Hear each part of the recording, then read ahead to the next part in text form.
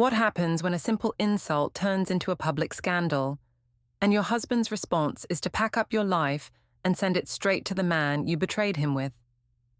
Can one petty remark unravel a marriage, a family, and a reputation in just a few days? This is the story of how my attempt to stay in control ended with a knock on my ex's door and legal documents that changed everything. I should have known something was wrong when Jonathan ordered his usual salmon without even looking at the menu. He'd been doing that a lot lately, going through the motions, checking out emotionally. But I was too busy planning my next move to notice the warning signs. The trendy restaurant buzzed with conversation as I adjusted my red dress and checked my phone for the third time. Damon had texted earlier. "Can't wait to see you tomorrow. Jonathan's a lucky man." I smiled at the screen, feeling that familiar rush of validation. "Evelune, put the phone away," Jonathan said quietly, cutting into his fish. "We're supposed to be having dinner with your parents." My mother, Clara, leaned forward, with her perfectly manicured nails wrapped around her wine glass. "Oh, let her be, Jonathan. Young people today understand connection differently than our generation did." I shot her a grateful look. Mom always understood me, always supported my choices. She'd been the one to encourage me to explore my options when I'd first mentioned reconnecting with Damon 6 months ago.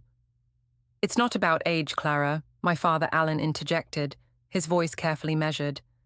"It's about respect for the people you're sitting with." Jonathan nodded slightly, but didn't look up from his plate. That was the thing about my husband. He never made scenes, never raised his voice. Sometimes I wondered if he even cared enough to fight for our marriage. "Speaking of connection," I said, sliding my phone into my purse with a deliberate flourish, "I've been thinking about what we discussed last week, about being more open, more honest about our needs." The table went quiet.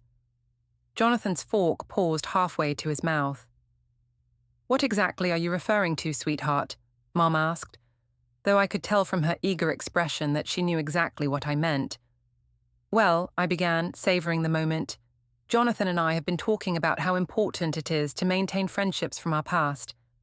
Healthy relationships with ex-partners show emotional maturity, don't you think?" Alan shifted uncomfortably in his seat. "Evelune, perhaps this isn't the best place." "No, Dad, it's fine," I interrupted. "We're all adults here. The truth is, I've been spending time with Damon again, my ex from college, and it's been incredibly healing." Jonathan finally looked up, his grey eyes meeting mine across the candlelit table. "Healing," he repeated flatly. "Yes, healing. We've been working through old issues, finding closure. It's actually strengthened our marriage in many ways." I reached across the table to touch Jonathan's hand, but he pulled it back to reach for his water glass. Mom clapped her hands together softly. "Oh, how wonderfully progressive. You know, in my day, we were so possessive, so territorial. But you young people understand that love doesn't have to be limiting." "Clara," Alan warned, but she was already launching into one of her speeches about modern love and emotional evolution. I watched Jonathan's face as my mother spoke.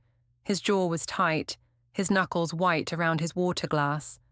But he wasn't saying anything, wasn't defending himself or our marriage, just sitting there, taking it. "The thing is," I continued, feeling emboldened by Mum's support and Jonathan's silence, "Damon and I have this connection that's just different, more intellectual, more passionate. He understands parts of me that—" I glanced meaningfully at Jonathan. "Well, that some people just can't access." "Evelune." Jonathan's voice was barely above a whisper, but something in his tone made me pause. "What? I'm just being honest. Isn't that what marriage counselors always say? Be honest about your needs?" Alan cleared his throat. "Sweetheart, there's honesty, and then there's—" "There's what, Dad? Standing up for myself, refusing to settle for mediocrity." I felt my voice rising slightly, but I didn't care. "I'm 34 years old. I'm not going to spend the rest of my life pretending to be satisfied with someone who can't even be bothered to fight for what we have." Jonathan set down his fork with deliberate care. And what exactly would you like me to fight, Evelune? Your right to humiliate me in public? Your need to compare me to other men every chance you get? See, I turned to my parents triumphantly. This is exactly what I'm talking about. Instead of trying to understand my perspective, instead of working on himself, he makes me the villain. Mom reached over to squeeze my hand. You're not a villain, honey. You're just a woman who knows her worth. I know my worth too, Jonathan said quietly, and I know when I'm being taken for granted. The waiter appeared at our table, refilling wine glasses and asking if we needed anything else. The interruption gave me time to study my husband's face. There was something different about his expression tonight, something I couldn't quite read. You know what the real problem is? I said once the waiter had moved on. Jonathan can't handle the fact that I'm growing as a person. He wants me to stay the same little wife I was 7 years ago, never questioning, never exploring, never demanding more. More what? Jonathan asked. More everything. More passion, more intellectual stimulation, more emotional depth. Damon and I spent 3 hours yesterday just talking about art and philosophy and… Where? The question came out sharp, cutting through my explanation. Where what? Where did you spend 3 hours talking about art and philosophy? I felt my cheeks flush. At his apartment. So what? We're adults, Jonathan. We can have conversations without… Without what? Without your husband knowing where you are?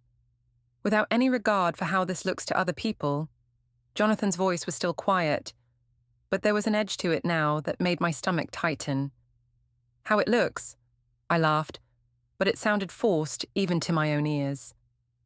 I'm not living my life based on how things look to other people. That's the difference between us, Jonathan. You're so concerned with appearances, with following rules that don't even make sense anymore. Alan leaned forward. Evelune, I think you should consider… Consider what? Going back to being the perfect little suburban wife who never asks questions, never wants more than what she's given? I shook my head. I'm done with that version of myself, Dad. I'm done pretending that this marriage is something it isn't. The silence that followed was deafening. I could feel other diners glancing our way, sensing the tension at our table. Mom was nodding approvingly, but Dad looked deeply uncomfortable. And Jonathan was staring at me with an expression I'd never seen before. Not anger, not hurt, but something colder. Something that made me want to fill the silence with more words, more explanations. Look, I'm not trying to hurt anyone, I said, my voice softer now. I'm just trying to be honest about what I need. And the truth is, Damon understands me in ways that… Well, in ways that you don't, Jonathan. He always has. Is that so? Jonathan picked up his wine glass, swirling the dark liquid thoughtfully. And what exactly does Damon understand about you that I don't? I felt a surge of confidence. Finally, he was engaging, asking the right questions. He understands my ambitions, my creativity. He sees potential in me that I don't see. Well, yes. I mean, when was the last time you and I had a real conversation about my dreams, my goals? When was the last time you looked at me like I was something special instead of just… there? Jonathan nodded slowly. I see. So this is about feeling special. It's about feeling valued, Jonathan. It's about feeling like the person I'm with actually appreciates who I am. And Damon appreciates you. Yes. He sees me, really sees me. Like yesterday, when we were talking about my ideas for reorganizing the HR department, he said, You discussed your work with him? Jonathan's voice sharpened again. Of course I did. He's interested in what I do, unlike some people. I shot him a meaningful look. Mom jumped in again. Jonathan, you have to understand that Evelune has always been a very social, very open person. Trying to restrict her natural tendencies isn't fair to either of you. I'm not trying to restrict anything, Jonathan said carefully. I'm trying to understand when my wife decided that our marriage was open for outside consultation. It's not outside consultation, I protested. It's friendship. It's having someone in my life who actually cares about my thoughts and feelings. Someone other than your husband. Someone in addition to my husband. God, Jonathan, why does everything have to be so black and white with you? Why can't you understand that people can have meaningful relationships with multiple people? Jonathan was quiet for a long moment, studying my face. Then he said, "You're right, Evelune. I don't understand that. I don't understand how you can sit here, in front of your parents, and tell me that another man provides something I don't. I don't understand how you can spend hours alone with your ex-boyfriend and call it friendship. And I definitely don't understand how you can act like I'm the problem for being uncomfortable with it." I felt my temper flare. "That's exactly what I'm talking about. You're so closed-minded, so traditional. You can't even conceive of a relationship that isn't based on possession and jealousy. Is that what you think this is? Jealousy? What else would you call it?" Jonathan set down his wine glass and looked directly at me. "I'd call it self-respect." The words hit me like a slap. Around us, the restaurant continued its cheerful buzz, but our table had gone completely silent. Even Mum seemed at a loss for words. "Self-respect," I repeated slowly. "So you're saying I don't have self-respect?" "I'm saying I do." Before I could respond, he stood up, reaching for his wallet. "Excuse me," he said to my parents. "I need to get some air." "Jonathan, don't be dramatic," I called after him, but he was already walking away, leaving me sitting there with my parents and a table full of half-eaten food. "Well," Mum said after a moment, "I think that went better than expected." But as I watched my husband's retreating figure, something cold settled in my stomach. For the first time since this whole thing with Damon had started, I wondered if I'd pushed too far. The next morning, Jonathan was gone before I woke up. His coffee cup sat in the sink, rinsed clean, and there was no note. For 7 years of marriage, he'd never left without saying goodbye, even when we were fighting. I told myself I didn't care as I got ready for work, but I found myself checking my phone every few minutes, waiting for a text that never came. At the office, I threw myself into my HR duties, but my mind kept drifting to the previous night's dinner. Had I been too harsh, too honest? By lunch, I'd convinced myself that Jonathan was just being overly sensitive, that he'd come around once he realized how much our marriage could benefit from this new openness. "You look distracted," my colleague Jennifer said as we walked back from the cafeteria. "Everything okay at home?" "Just some growing pains," I said, forcing a smile. "You know how it is. Sometimes relationships need to evolve, and not everyone evolves at the same pace." Jennifer nodded sympathetically, but I could see the curiosity in her eyes. The office was small enough that everyone knew everyone's business, and I'd been careful not to mention Damon to my co-workers. Yet, at 3 o'clock, my phone buzzed with a text from Damon. "How did dinner go last night? Still on for coffee today?" I glanced around the office, then typed back, "Dinner was enlightening. Yes, to coffee. Same place? Can't wait to hear everything. See you at 5. The afternoon crawled by. I found myself refreshing my email, checking social media, anything to distract from the growing knot in my stomach. Jonathan still hadn't called or texted, which was completely unlike him. At 4:45, I gathered my things and headed for the elevator. "Leaving early?" asked Tom from accounting, glancing at his watch. "Doctor's appointment," I lied smoothly. "See you tomorrow." The coffee shop was only 10 minutes from my office, a trendy little place with exposed brick walls and indie music playing softly in the background. Damon was already there when I arrived, sitting at our usual table by the window. He looked up as I approached, that familiar crooked smile spreading across his face. "There she is," he said, standing to give me a hug that lasted just a beat too long. "You look beautiful, as always." I felt that familiar flutter in my chest, the same feeling I'd had in college when he'd look at me across a crowded room. "Thank you. You clean up pretty well yourself." We settled into our chairs, and I ordered my usual latte while Damon got his black coffee. For a moment, We just looked at each other, and I was struck by how easy this felt, how natural. "So," he said, leaning back in his chair, "tell me about this dinner. From your text last night, it sounded like it got pretty intense." I launched into the story, starting with Jonathan's weird mood and ending with his dramatic exit. Damon listened intently, nodding and making sympathetic noises at all the right moments. "He just walked out." Damon shook his head. "That's so passive-aggressive. You were just being honest about your needs." "That's what I thought, but he made it seem like I was attacking him personally."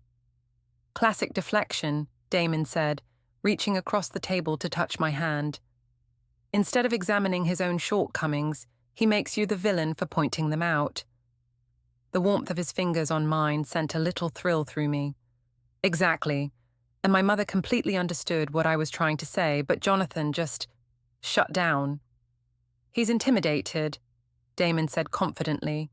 "He knows he can't compete with what we have, so he's trying to make you feel guilty for wanting more." "What we have," I repeated, savoring the words. "What do we have, Damon?"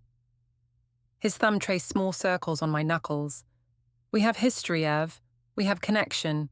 We have the kind of intellectual and emotional compatibility that most people spend their whole lives looking for." My heart raced. "And what does that mean for us? For my marriage?"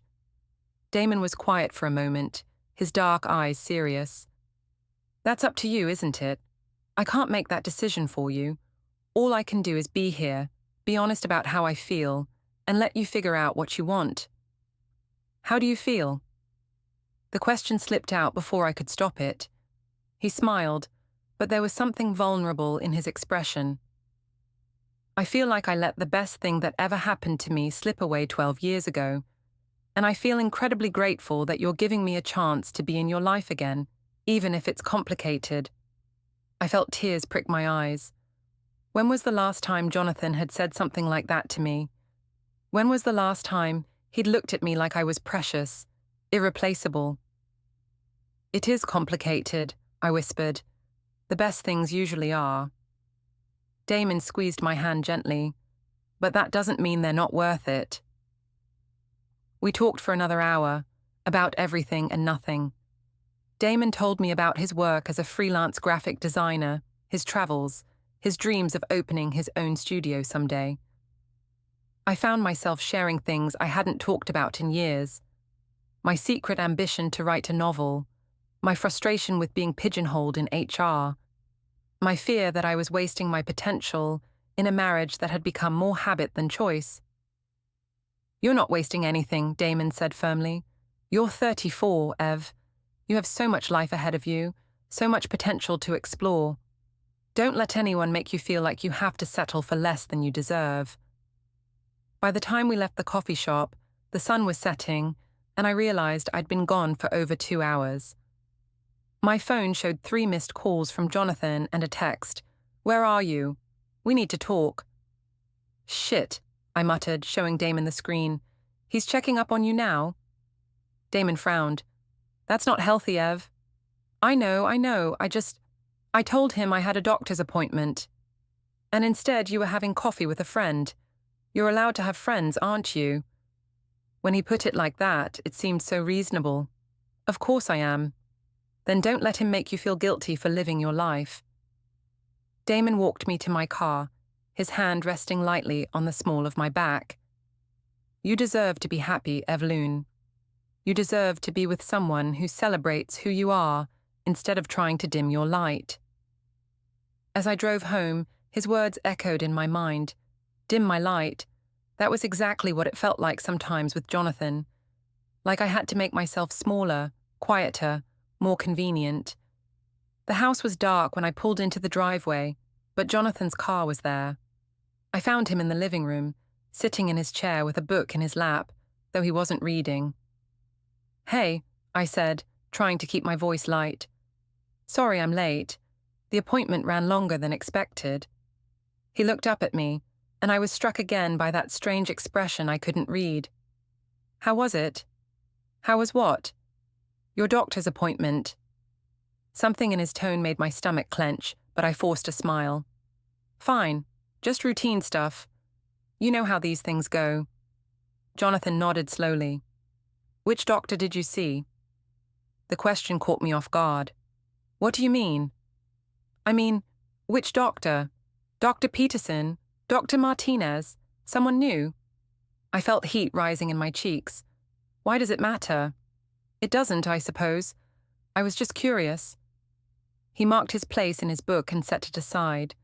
We should talk about last night. Okay. I perched on the edge of the couch, suddenly feeling like a stranger in my own living room. What about it? I think I owe you an apology. That wasn't what I'd expected. Oh, okay. I shouldn't have walked out like that. It was disrespectful to you and your parents. Jonathan's voice was calm, measured. I let my emotions get the better of me. Relief flooded through me. Thank you for saying that. I was hoping you'd understand that I wasn't trying to hurt you. I was just trying to be honest about your relationship with Damon. He said the name without inflection, like he was discussing the weather. About my need for intellectual stimulation, yes. Damon is just... He's a friend, Jonathan. A friend who happens to understand certain parts of me. The parts I don't understand. The parts you don't seem interested in understanding. Jonathan was quiet for a long moment. You're right, he said finally. I haven't been paying enough attention to your needs. I've been taking you for granted. Another wave of relief. I'm glad you can see that. So I've been thinking about ways to fix that, to be more present, more engaged. He leaned forward, his hands clasped between his knees. Starting with taking a real interest in your friendships. Something in his tone made me nervous. What do you mean? I mean, I'd like to meet Damon. Properly. Maybe we could have him over for dinner this weekend. The suggestion hit me like a bucket of cold water. You want to have dinner with Damon? Why not? If he's such an important friend, if he understands you so well, then I should get to know him too, don't you think? I stared at my husband, trying to figure out if this was some kind of trap, but his expression was perfectly sincere, almost eager. I don't know if that's such a good idea, I said carefully. Why not? Because it might be awkward for everyone involved. Why would it be awkward? You said he was just a friend. He is just a friend. Then there shouldn't be any problem with him coming to dinner. I felt like I was being backed into a corner. Jonathan, I don't think you understand the dynamics here. Then help me understand. His grey eyes met mine steadily. Help me understand why my wife can spend hours alone with another man, but the idea of that man having dinner with both of us makes her uncomfortable. It's not about being uncomfortable. It's about maintaining boundaries. What kind of boundaries? The kind that keep different parts of your life separate. You don't mix work friends with family friends, right? It's the same principle. Jonathan nodded thoughtfully. Except Damon isn't a work friend. He's your ex-boyfriend. Ex-boyfriend from 12 years ago. Who you're now spending significant amounts of time with. Because we're friends now, adult friends who have moved past our romantic history. Then he should be comfortable having dinner with your husband. I felt trapped, frustrated. Why are you pushing this? Because I want to understand what I'm competing with. You're not competing with anything. The words came out sharper than I intended. God, Jonathan, this is exactly what I'm talking about. You're so insecure, so threatened by the idea that I might have a meaningful relationship with someone else. Am I wrong to be threatened? The question hung in the air between us. I wanted to say yes, to reassure him, but something held me back. The truth was, I wasn't sure anymore what my relationship with Damon was becoming. You're wrong to assume the worst, I said finally, and you're wrong to ask me to ignore what's happening right in front of me. We stared at each other across the living room, the silence stretching uncomfortably. Finally, Jonathan picked up his book again. The dinner invitation stands, he said without looking at me. Whenever you're ready to introduce me to your friend. As I headed upstairs to bed, I felt more confused than ever. Jonathan's calm acceptance was somehow more unsettling than anger would have been. and his request to meet Damon felt like a test I wasn't sure I wanted to take.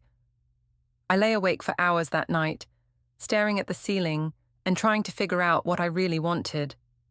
In the bed beside me, Jonathan slept peacefully, or at least pretended to. But something had shifted between us, something I couldn't quite name. For the first time since reconnecting with Damon, I wondered if I was in over my head. 3 weeks later, I made the mistake of posting the photo. It seemed innocent enough at the time, just a picture of Damon and me at the downtown art gallery opening, both of us smiling at the camera with wine glasses in our hands. We looked good together, sophisticated and happy. I'd spent 20 minutes choosing the right filter before hitting share. The caption read, "Amazing evening, exploring local art with someone who truly appreciates creativity. So grateful to have people in my life who encourage intellectual growth. Art lovers, or art growth mindset, and blessed with the right people." I tagged Damon, added a few more hashtags, and then, in a moment of what I thought was generous inclusion, I added, "Thankful for a husband who understands that love means supporting each other's friendships. Modern love. Supportive partner." The likes and comments started rolling in immediately. My college friends loved it, my co-workers from the HR department added heart emojis, and even some of Jonathan's friends from his engineering firm liked the post. I felt vindicated, validated. See, I told myself, people understand. This is normal. It wasn't until the next morning that I realized what I'd done. I was getting ready for work when my phone rang. It was my sister-in-law, Maggie, Jonathan's mother. "Evelune," she said without preamble, "we need to talk." Something in her tone made my stomach drop. "Good morning to you too, Maggie. What's on your mind?" "I think you know what's on my mind. I saw your post last night." I glanced at myself in the bathroom mirror, phone pressed to my ear. The art gallery. It was a lovely evening. Very cultural. Cultural. Maggie's voice was flat. "Is that what we're calling it?" "I'm not sure what you mean." "I mean that my son is being humiliated on social media, and you seem to think it's something to celebrate." Heat flashed through me. Humiliated? Maggie, I literally thanked Jonathan in the post. I called him supportive. "You thanked him for letting you go on dates with other men." "It wasn't a date. It was two friends attending a cultural event." "Two friends." Maggie's laugh was bitter. "Evelune, I've been married for 35 years. I know what dates look like, even when people call them something else." I felt my temper rising. "With all due respect, Maggie, my social life is really between Jonathan and me. If he had a problem with the post, he could have said something." "He shouldn't have to say something. You shouldn't be putting him in this position in the first place." "What position?" "The position of having a wife who has friends, who has interests outside their marriage." "The position of having a wife who flaunts her affair on social media and then acts like he should be grateful for it." The word affair hit me like a slap. It's not an affair. Damon and I are friends. Friends don't look at each other the way you two are looking at each other in that photo. I glanced at my phone, pulling up the post. Damon's arm was around my waist, both of us leaning into each other slightly. We did look close, happy, like a couple. "You're reading too much into it," I said, but my voice sounded weak even to my own ears. "Am I?" "Because half the comments are asking if you and Damon are together now, and the other half are asking where Jonathan was."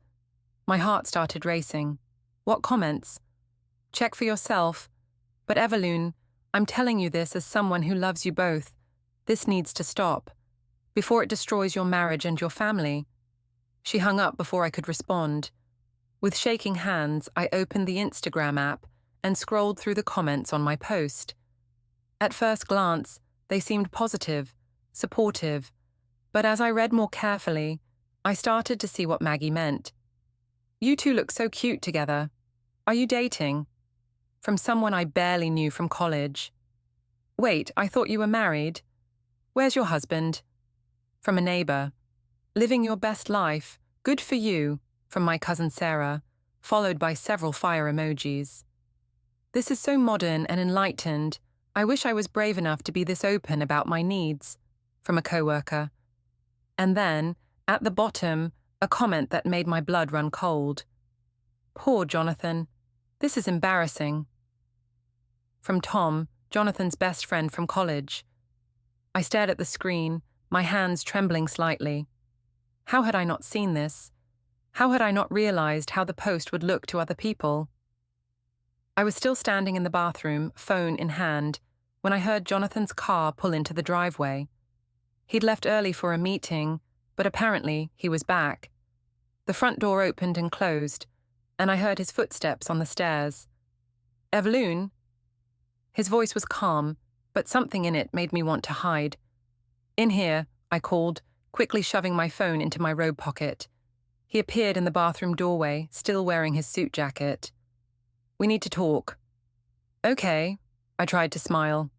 How was your meeting? Cancelled. He leaned against the door frame, studying my face. Apparently, everyone was too busy discussing my marriage to focus on quarterly projections. My stomach dropped. What do you mean? I mean that 3 different people showed me your Instagram post before I even made it to the conference room, including my boss. Oh. I felt heat creeping up my neck. Jonathan, I can explain. Please do. Explain to me how thanking me for understanding that love means supporting each other's friendships doesn't make me look like either a fool or a cuckold. The word hung in the air between us. I'd never heard Jonathan use language like that before. That wasn't my intention, I said quietly. What was your intention? I was trying to normalize what we're doing, to show people that modern marriages can be more open, more trusting, without asking me first. I didn't think I needed to ask permission to post on my own social media. Jonathan was quiet for a long moment. You're right, he said finally. You don't need permission, but you might want to consider the consequences. What consequences? Instead of answering, he pulled out his phone and started reading. This is from my brother Oliver. Dude, what the hell is going on with your wife? This is from my college roommate Mike. Are you okay, man? People are talking. This is from my neighbor. Hey, saw the post. Call me if you need anything. Each message felt like a punch to the gut. People are overreacting. Are they? Because from where I'm sitting, it looks like my wife is publicly celebrating her relationship with another man, while thanking me for being too weak to stop it. That's not what happened. Then what did happen, Evelune? Help me understand how that post was supposed to make me look like anything other than a fool. I stared at him, trying to find the right words.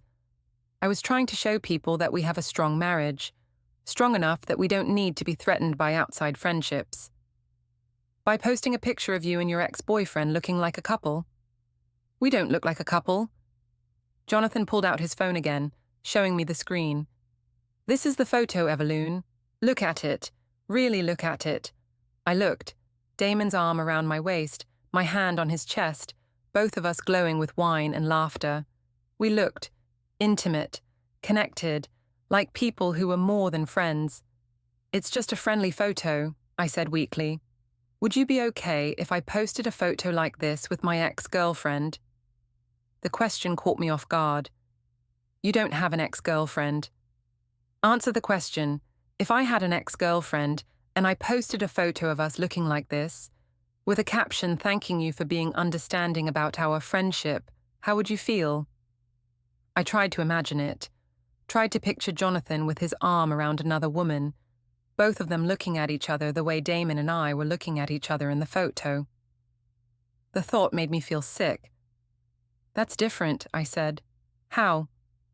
Because you and I have different needs, different ways of expressing friendship.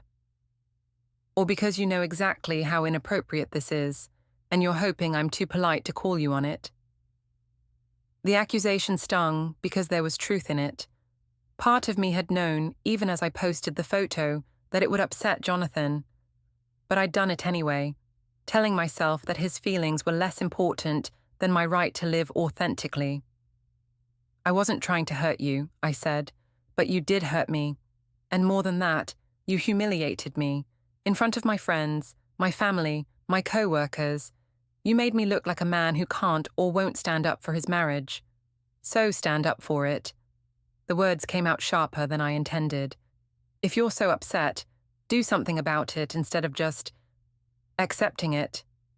Jonathan stared at me for a long moment. What would you like me to do, Evelune? Forbid you from seeing Damon? Track your every move? Turn into some kind of controlling monster so you can feel justified in leaving me? The last part caught me off guard. Who said anything about leaving? You did.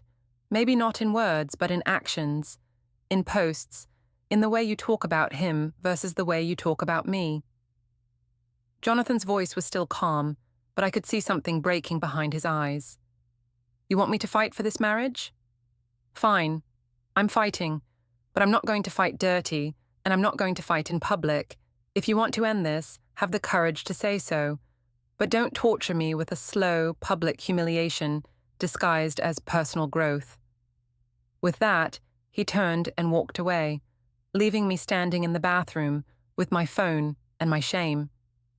I spent the rest of the morning deleting comments and trying to figure out how to fix what I'd broken. But every time I started to type an apology post, I stopped. What would I say? That I was sorry for having friends, that I was sorry for being honest about my needs. By lunch, I'd convinced myself that everyone else was overreacting. So what if the photo looked a little intimate? So what if people were talking? At least I was living authentically, refusing to hide who I was to make other people comfortable. That afternoon, I texted Damon. Can we talk? People are being weird about the photo from last night. He responded immediately. On my way to pick you up. We'll figure this out together.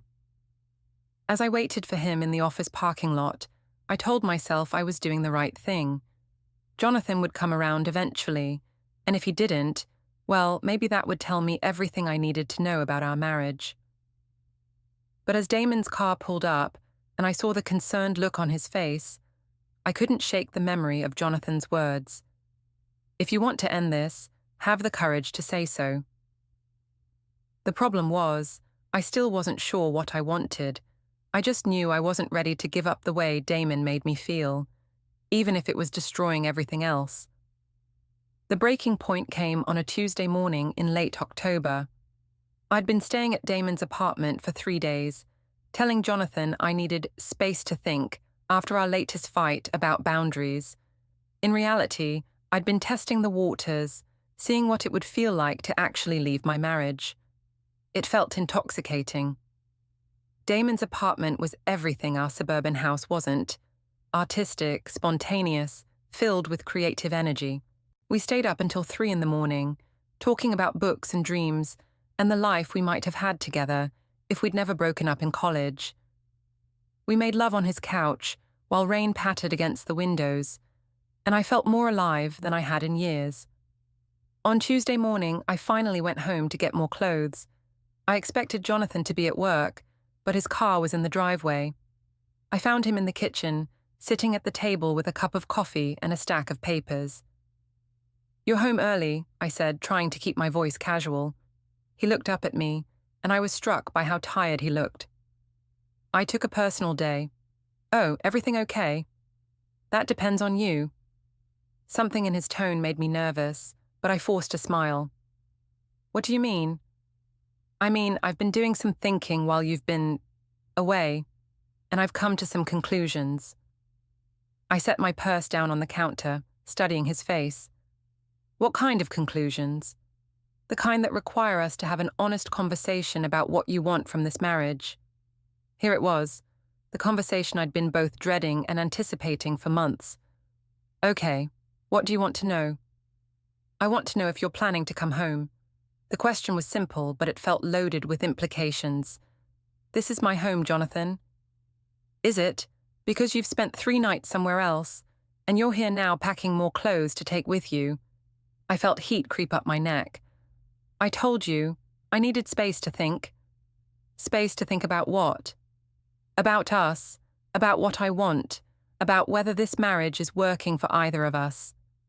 Jonathan nodded slowly. And have you reached any conclusions? I looked at him sitting there, so calm and reasonable, and felt a surge of frustration. Why aren't you fighting for this? Why aren't you angry that I've been staying with another man? Would you prefer me to be angry? I'd prefer you to care enough to have some kind of emotional response. I do care. That's why I'm asking what you want instead of making assumptions. His composure was infuriating. What I want is a husband who sees me as more than just a comfortable habit. What I want is passion, intellectual stimulation, someone who makes me feel alive. And Damon provides those things. Yes, he does. Jonathan was quiet for a long moment, staring down at his coffee.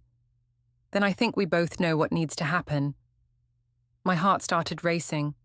What do you mean?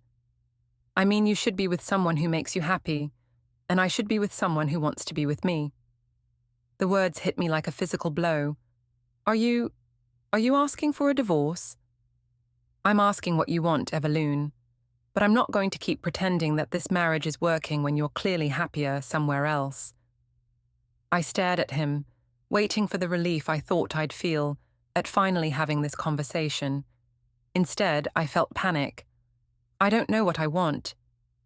Yes, you do. You've been showing me what you want for months. You want Damon. I want to feel valued. I want to feel special. I want someone who appreciates who I am. And you don't think I appreciate who you are, do you? Jonathan looked up at me then, and for the first time in months, I saw real emotion in his eyes. I used to think I did, but apparently, the person I fell in love with and the person you want to be are two different people. People change, Jonathan. People grow. You're right, they do. He stood up, gathering his papers. Which is why I think you should go. Go where? Wherever you want, to Damon's, to your parents', to a hotel. I don't care, but I can't do this anymore, Evelune. I can't pretend that we're working on our marriage when you're living a double life. The finality in his voice scared me. You're kicking me out. I'm giving you what you want, freedom to explore your options without having to sneak around or feel guilty about it. What if I don't want to leave? Then stop leaving. The simple statement hung between us. Stop leaving. Stop staying at Damon's apartment. Stop comparing Jonathan to other men. Stop treating our marriage like a backup plan while I figured out what I really wanted. It's not that simple, I said. It is that simple. Either you want to be married to me, or you don't.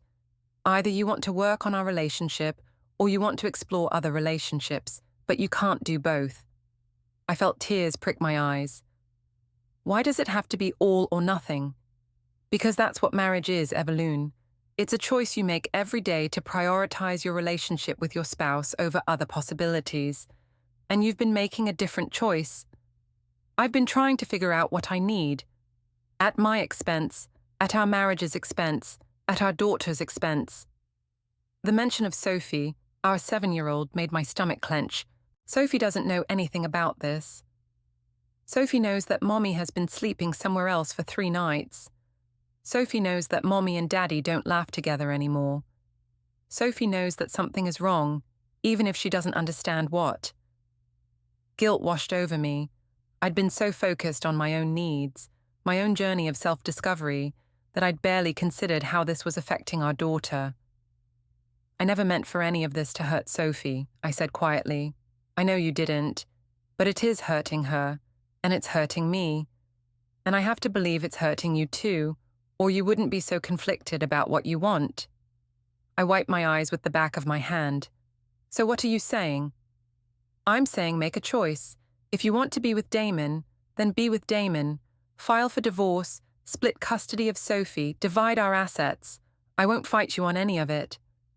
And if I want to stay, then stay, really stay.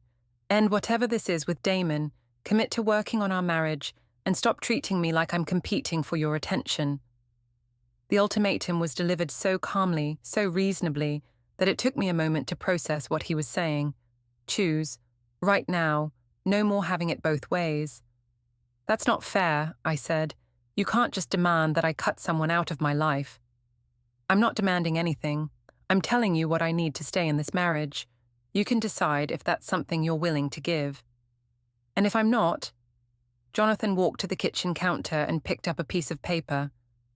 Then I've already packed your suitcase. It's upstairs. Everything you need for the next few weeks. My mouth fell open. You packed my suitcase? I figured it would save time. If you decide you want to leave, you can take it with you.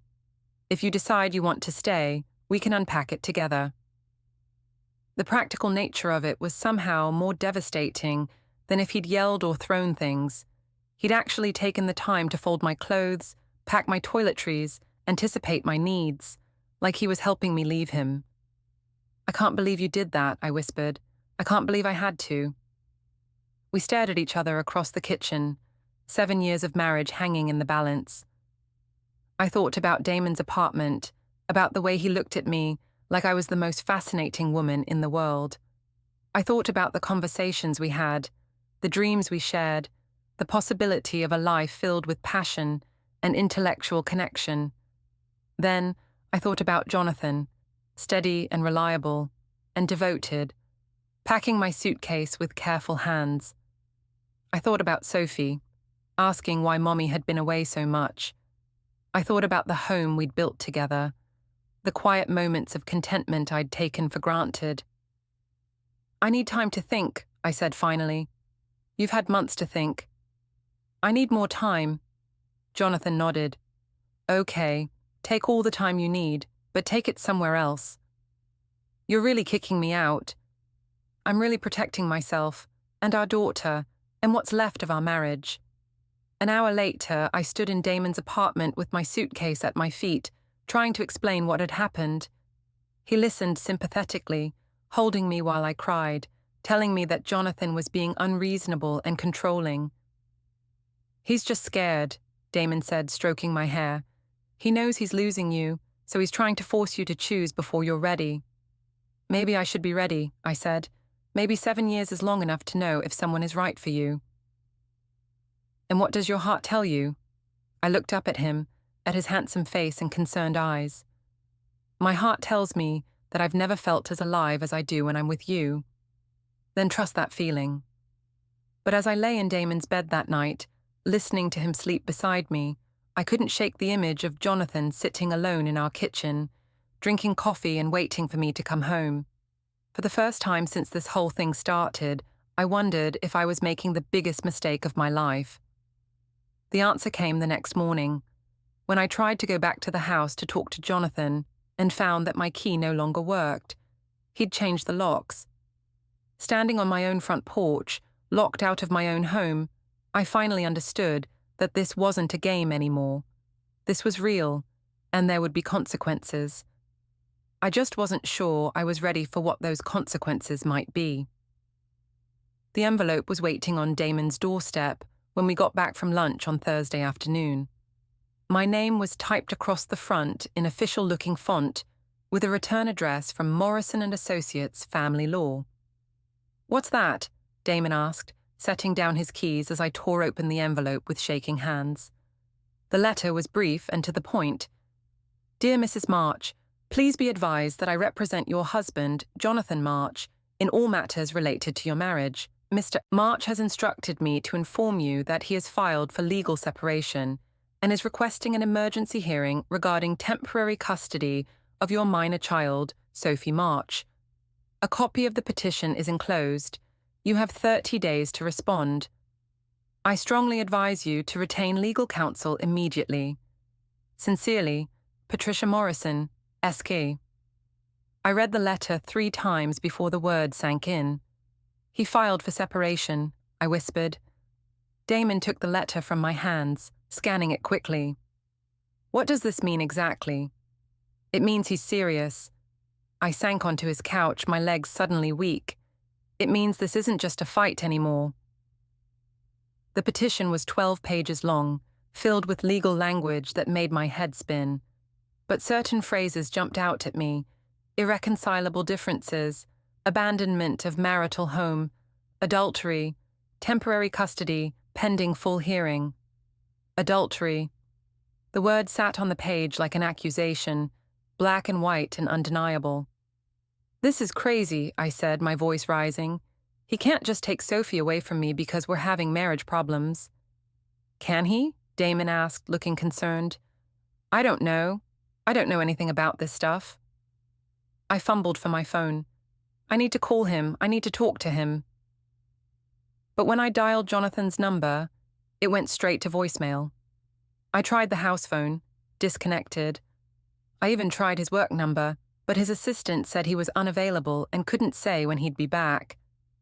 He's avoiding me, I said, panic creeping into my voice. Maybe that's for the best right now, Damon said carefully. Maybe you should talk to a lawyer first, figure out what your options are. I spent the rest of the afternoon calling family law attorneys, but everyone was either booked solid or wanted a retainer I couldn't afford. Finally, I managed to get an emergency consultation with a lawyer named David Chen for the next morning. That evening, I called my mother. "Oh, honey," Clara said when I explained the situation. "This is just Jonathan being dramatic. He'll come to his senses once he realizes what he's throwing away." "Mum, he filed legal papers. He's asking for custody of Sophie." "He's bluffing. Men always threaten these things when their egos are bruised. Your father did the same thing during our rough patch in the 80s. Dad threatened to divorce you." "Threatened, yes, but he never would have gone through with it. Just like Jonathan won't go through with this. He loves you too much." But something in her voice suggested she wasn't as confident as she was trying to sound. "What if he does go through with it?" I asked. "Then you fight back. You don't let some man dictate the terms of your life just because he can't handle a little competition." After I hung up, I called my father separately. His response was very different. "Evelune," Alan said quietly, "I think you need to consider the possibility that you've pushed this too far." "Pushed what too far?"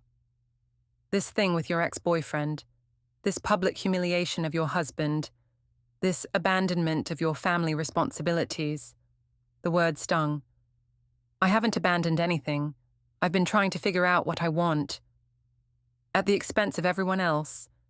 Your husband, your daughter, your reputation. Do you have any idea what people are saying?" "I don't care what people are saying." "Well, you should, because those people include judges, lawyers, social workers, and if Jonathan can prove that you've been having an affair and neglecting your parental duties, you could lose a lot more than your marriage." The conversation with my father left me shaken. For the first time, I started to wonder if I'd been naive about the potential consequences of my choices. The next morning, I sat in David Chen's office, trying to explain my situation without sounding like the villain in my own story. "So you've been living with your ex-boyfriend for approximately 2 weeks?" Chen asked, taking notes. "Staying with him, yes. We're figuring things out." "And prior to that, you were having an ongoing relationship with this man while living in the marital home?" "We were friends. We spent time together." Chen looked up from his notes. "Mrs. March, I need you to be completely honest with me if you want me to help you. Were you having a sexual relationship with this man while you were still living with your husband?" The question hung in the air. I thought about lying, but something in Chen's expression told me it would be pointless. "Yes," I said quietly. "For how long?" "About 4 months." Chen wrote something down, then set aside his pen. "Mrs. March, I'm going to be frank with you. Your husband has a very strong case for separation based on adultery. The fact that you've been living with your affair partner for 2 weeks doesn't help your position." "But I'm Sophie's mother. Doesn't that count for something?" "Of course it does, but courts are primarily concerned with the best interests of the child. And if your husband can demonstrate that you abandoned the family home to live with another man, that could impact custody arrangements." My stomach dropped. "What do you mean?" "I mean that temporary custody often becomes permanent custody. If the judge grants your husband primary physical custody during the separation, and if your daughter adjusts well to that arrangement, it becomes much harder to change it later. But I never abandoned Sophie. I've been staying close by. I've been available if she needed me." "Have you seen her in the past 2 weeks?" The question hit me like a slap. Jonathan hasn't been letting me see her. Have you tried to see her? Have you gone to her school, attempted to exercise your parental rights? I thought about the locked house, the changed phone numbers, the way I'd been focusing on my own emotional needs instead of my daughter's. I was trying to give everyone space to process what was happening. Chen's expression was sympathetic but firm. Mrs. March, from a legal standpoint, it appears that you voluntarily left the marital home and have made no effort to maintain contact with your minor child for 2 weeks. That's not going to look good in court. The reality of my situation was starting to sink in. What should I do? First, you need to file a response to your husband's petition. Second, you need to request immediate visitation with your daughter. Third, you need to seriously consider whether continuing your relationship with your ex-boyfriend is worth the potential cost to your custody rights. You're saying I should end things with Damon? I'm saying that adultery is still grounds for divorce in this state, and judges don't look favorably on parents who prioritize romantic relationships over their children's stability. I left Chen's office feeling like I'd been hit by a truck. Everything I'd thought I understood about my situation had been wrong. I wasn't a woman bravely exploring her options. I was an adulteress who'd abandoned her child. When I got back to Damon's apartment, he was waiting with takeout Chinese food and a bottle of wine. "How did it go?" he asked, setting plates on his small dining table. "Not good." I sank into a chair and told him everything Chen had said. Damon listened quietly, occasionally reaching over to squeeze my hand. When I finished, he was quiet for a long moment. "So what does this mean for us?" he asked finally. The question I'd been dreading. "I don't know. Because if you need to end this to protect your relationship with Sophie, I understand." His willingness to step aside should have made me feel grateful. Instead, it made me feel abandoned. "Is that what you want?" "What I want is for you to be happy, but I also want you to be realistic about what you're up against." That night, I lay awake thinking about everything I'd lost in the space of 2 weeks. My marriage, my home, my daily relationship with my daughter, my financial security. And for what? For a relationship with a man who was already preparing to let me go. At 3 a.m, I made a decision. I was going to fight back. If Jonathan wanted to play hardball, I could play hardball too. I had rights, and I wasn't going to let him steamroll me just because I'd made some choices he didn't like. But first, I needed to see my daughter. Whatever else happened, I wasn't going to lose Sophie. The next morning, I drove to Sophie's school and waited in the parking lot until dismissal time. When she came out, her face lit up with joy. "Mommy," she ran to me, throwing her arms around my waist. "I missed you so much. Where have you been?" Looking down at my 7-year-old daughter, seeing the confusion and hurt in her eyes, I finally understood the true cost of my choices. And for the first time since this whole thing started, I wondered if it had been worth it. The final confrontation happened on a cold December morning in Patricia Morrison's law office. I sat across from Jonathan for the first time in 6 weeks, with our respective attorneys flanking us like guards. The conference room felt sterile and hostile, nothing like the warm kitchen where we'd once planned our future together. Jonathan looked different, thinner, more serious, wearing a suit I'd never seen before. He didn't meet my eyes when I walked in, just nodded politely and continued reviewing documents with his lawyer. "Before we begin," my attorney said, "I'd like to state for the record that my client is prepared to contest the adultery allegations and fight for equal custody of the minor child." Patricia Morrison, Jonathan's lawyer, didn't even look up from her papers. "That's certainly your right, though I should mention that we have substantial evidence supporting our claims." "What kind of evidence?" I asked, my voice sharper than I intended. Morrison opened a thick folder and began laying out photographs on the conference table. My stomach dropped as I recognized them. Pictures of Damon and me at the coffee shop, at the art gallery, entering his apartment building together. Someone had been following us, documenting everything. These were taken over a period of 3 months, Morrison said calmly.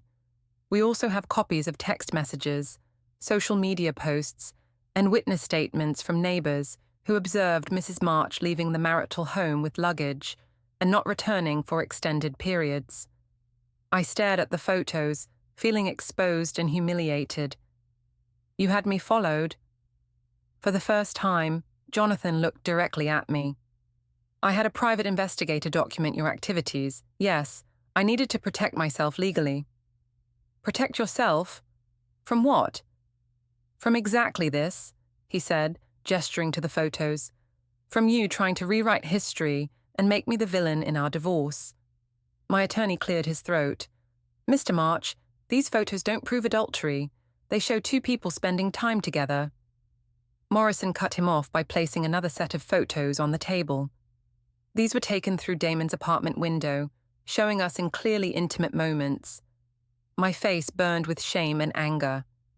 How is this legal? I demanded.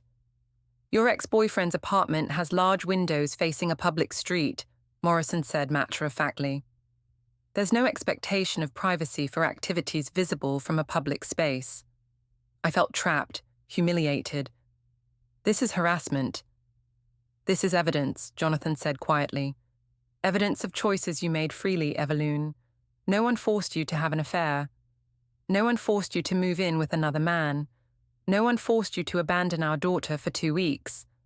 I didn't abandon Sophie. Then where were you? Jonathan's voice rose slightly, the first crack in his composed facade.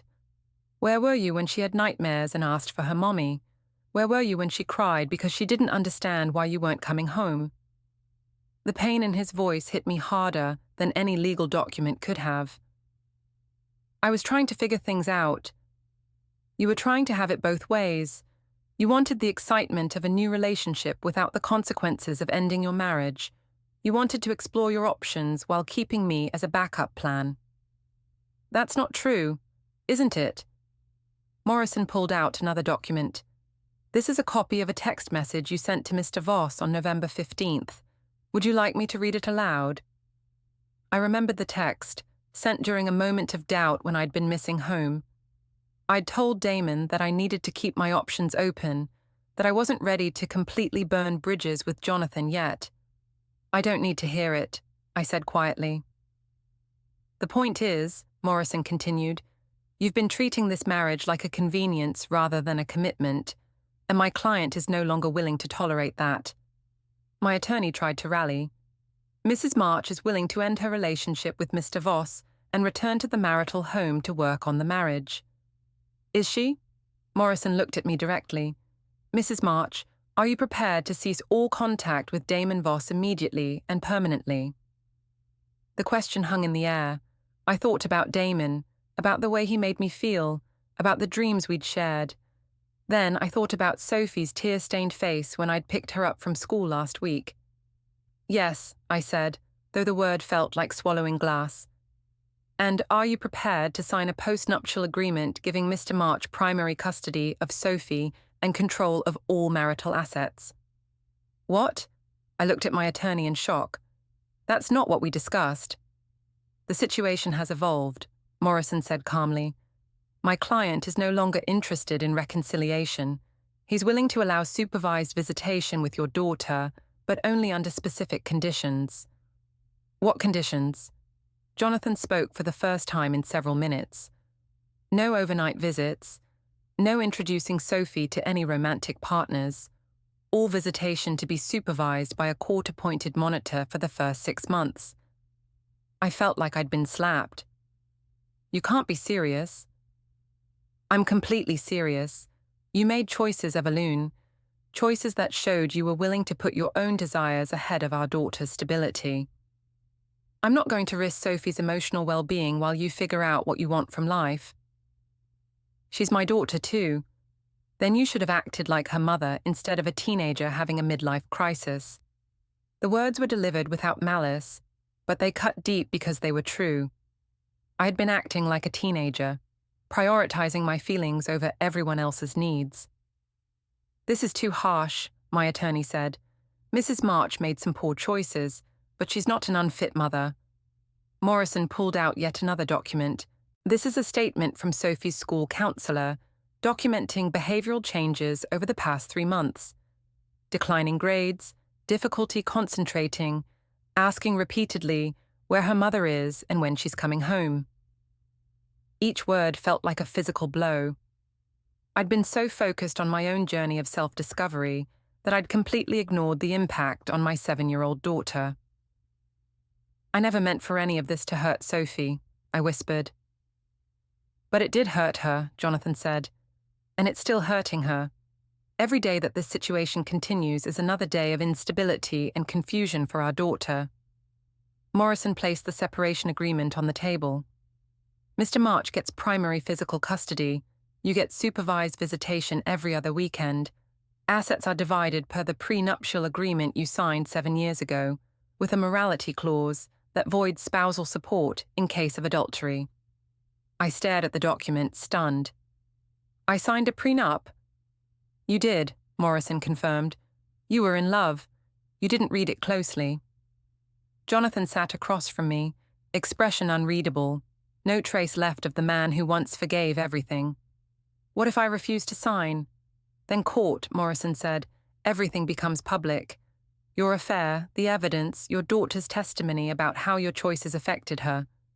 I searched Jonathan's face for mercy. This isn't you. You're not cruel. I'm not, he said quietly. But I'm not weak either. I won't let you destroy what's left of our family while you chase someone else. So 7 years and you're just done. I'm not the one who threw it away, Evelune. I'm just cleaning up the mess. My hands shook as I signed. Primary custody to Jonathan, supervised visits for me. No spousal support. Assets heavily in his favor. As we left, Jonathan spoke one last time. I did love you, enough to overlook a lot, but I loved myself and Sophie enough to stop. I loved you too, I whispered. No, he said sadly. You loved the safety I gave you while you explored other options. You never chose me when it counted. Outside, Damon waited in his car. I walked over. It's over, all of it. Us too? Both. 3 months later, I sat in my small apartment, waiting for supervised visitation.